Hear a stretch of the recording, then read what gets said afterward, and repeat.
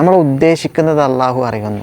അള്ളാഹു പറയുന്നു, വലഖദ് ഖലഖനൽ ഇൻസാന വനഅലമു മാ തുവസ്വിസു ബിഹി നഫ്സു. തീർച്ചയായും മനുഷ്യനെ നാം സൃഷ്ടിച്ചിരിക്കുന്നു, അവൻ്റെ മനസ്സ് മന്ത്രിക്കുന്നത് നാം അറിയുകയും ചെയ്യുന്നു. വനഹ്നു അഖറബു ഇലൈഹി മിൻ ഹബിലിൽ വരീദ്. നാം അവൻ്റെ കണ്ടനാടിയേക്കാൾ അവനോട് അടുത്തവനുമാകുന്നു. കണ്ടനാടി എന്നത് നമ്മുടെ ഹൃദയത്തിൽ നിന്നും തലച്ചോറിലേക്ക് പോകുന്ന നമ്മുടെ ജീവൻ നിലനിൽക്കാൻ തന്നെ വളരെ പ്രധാനപ്പെട്ട ഒരു നാഡിയാണ്. ആ നാഡിയേക്കാൾ അള്ളാഹു നമ്മളോട് അടുത്തവനാണ്. ഞാനിന്ന് പരിചയപ്പെടുത്തുന്ന അള്ളാഹുവിൻ്റെ 3 നാമങ്ങളാണ്. ഈ നാമങ്ങൾ നമ്മൾ അറിഞ്ഞിരിക്കേണ്ടത് വളരെ അത്യാവശ്യമായ പ്രധാനപ്പെട്ട അള്ളാഹുവിൻ്റെ നാമങ്ങളാണ്. ഒന്നാമത്തത് അൽ ബസീർ, എല്ലാം കാണുന്നവൻ. പ്രപഞ്ചത്തിലുള്ള എല്ലാം, ഇരുട്ടിലുള്ളതും വെളിച്ചത്തിലുള്ളതും ചെറുതും വലുതുമായ എല്ലാം കാണുന്നവൻ. രണ്ടാമത്തത് അസ്സമിയ, എല്ലാം കേൾക്കുന്നവൻ. പ്രപഞ്ചത്തിലെ രഹസ്യവും പരസ്യവുമായ എല്ലാ ശബ്ദങ്ങളും, ചെറിയ മൈന്യൂട്ട് ശബ്ദം പോലും നമ്മൾ പറയുന്നതും എല്ലാം കേൾക്കുന്നവൻ. മൂന്നാമത്തത് അൽ ഖബീർ, സൂക്ഷ്മജ്ഞാനമുള്ളവൻ. വളരെ സൂക്ഷ്മമായി അതിൻ്റെ തുടക്കവും അതിൻ്റെ പര്യവസാനവും എല്ലാം സൂക്ഷ്മമായി അറിയുന്നവൻ. സൂറത്ത് മുൽക്കിൽ നമുക്ക് കാണാം, അലാ യഅലമു മൻ ഖലഖ വഹുവൽ ലതീഫുൽ ഖബീർ. സൃഷ്ടിച്ചുണ്ടാക്കിയവൻ എല്ലാം അറിയുകയില്ലേ, അവൻ നിഗൂഢ രഹസ്യങ്ങൾ അറിയുന്നവനും സൂക്ഷ്മജ്ഞാനമുള്ളവനുമാകുന്നു. ചിലർ ചിന്തിക്കാം, എല്ലാം അറിയുക എന്നത് പോസിബിൾ ആണോ? നമ്മൾ മനസ്സിലാക്കേണ്ടത്, വലം യകുൽ ലഹു കുഫുവൻ അഹദ്, അള്ളാഹുവിനെ പോലെ അവന് തുല്യമായി ഒന്നുമില്ല.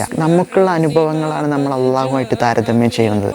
നമുക്കാണ് പ്രയാസമുള്ളത്, അള്ളാഹുവിന് പ്രയാസം എന്നതില്ല. കാരണം നമ്മൾ നമ്മളായിട്ട് കമ്പയർ ചെയ്യാണ്. വലം യകുൽ ലഹു കുഫുവൻ അഹദ്, അവന് തുല്യമായി, അവനെപ്പോലെ അവന് താരതമ്യം ചെയ്യാൻ ഒന്നുമില്ല.